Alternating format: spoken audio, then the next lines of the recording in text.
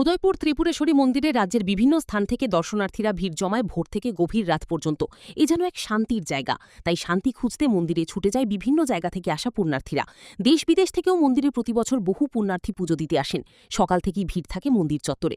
শনিবারও তার ব্যতিক্রম হয়নি। কিছু যুবক মন্দিরে গিয়েছিল মন্দির দর্শনে, কিন্তু সেখানে গিয়ে নেশাসক্ত পুলিশের পাল্লায় পড়ে যুবকরা। বাধ্য হয়ে মোবাইলে জনসাধারণের স্বার্থে ওই পুলিশকর্মীর ভিডিও তুলে রাখে। ভিডিওতে দেখা গেছে পুলিশকর্মী পিছনে বন্দুক নিয়ে মদ্যপ অবস্থায় এক জায়গায় স্থিরভাবে দাঁড়াতে পারছেন না। এমনকি তার মুখে কথা স্পষ্ট নয়। বিভিন্ন রকম অঙ্গভঙ্গি এবং তিক্ত কথাবার্তায় বোঝাই যাচ্ছিল পুলিশকর্মী সুস্থ অবস্থায় নেই। বারবার যুবকদের হুমকি দিচ্ছিল তাদেরকে দেখে নেবার, এবং বারবার এটা বোঝাচ্ছিল পুলিশকর্মী যে অবস্থায় থাকুক তার চাকরি কিছুই কেউই কাটতে পারবে না। আপনি ড্রিঙ্ক করে রাখছেন, আপনি লড়তে পারতেছেন না ভাই, আপনি ড্রিঙ্ক করছেন, ফুল ড্রিঙ্ক করে দিয়েছেন আপনি। আমরা উদয়পুর আইছিলাম, আমরা সবাই ফুল ড্রিঙ্ক করেছে আমরা সবাই উদয়পুর আইছিলাম, মাতা বাইরের মধ্যে দর্শন করতে আইছিলাম। আর তাই নিয়ে আমরা উল্টা পাল্টা কথা কইতাছে, আর অথচ ড্রিঙ্ক করে রইছে। আপনি কোন ডিপার্টমেন্টের দেখুন, আপনি স্যারের অফিসারে ফোন করুন। দাঁড়াইতে পারতেছ না, তাই না দাঁড়াইতে পারতেছ না। কোন তো আমরা ড্রিঙ্ক করছি না।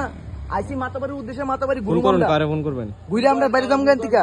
আপনি কোন সাহসে আমরা কইতেছেন? আপনি তো ড্রিঙ্ক করে রাখছেন, আপনি তো দাঁড়াইতে পারতেছেন না। কোন সাহসে কইতেছেন আমরা গান থেকে? এরপর আমরা ফটো তুলছেন, শুধু শুধু পারমিশন ছাড়া ফটো তুলছেন। মোবাইলটা বাই করেন। কার মোবাইল বাই করেন, নাইলে এই ভিডিও ভাইরাল দেব। হ্যাঁ, এই ভিডিও পুরো ভাইরাল দেব, পুরো দেখা যায় তো। দেন পুরো লড়তে পারতেছ না, ঠিক আছে? লড়তে পারতেছ না জায়গা থেকে। ফুল ড্রিঙ্ক করে নিয়েছে মাতাবাড়ির উদ্দেশ্য এটা। যে ওই ভিডিওটা দেখতেছেন এটা সবটা শেয়ার করবেন। লোকটা সবাই চিনে রে। নাম বলো। হ্যাঁ, নাম বলো। আর আপনার নাম কি? আপনার নাম কি? আপনার নাম কি? মারবে না মারে? মারবে মারবে মারবেন না মারে?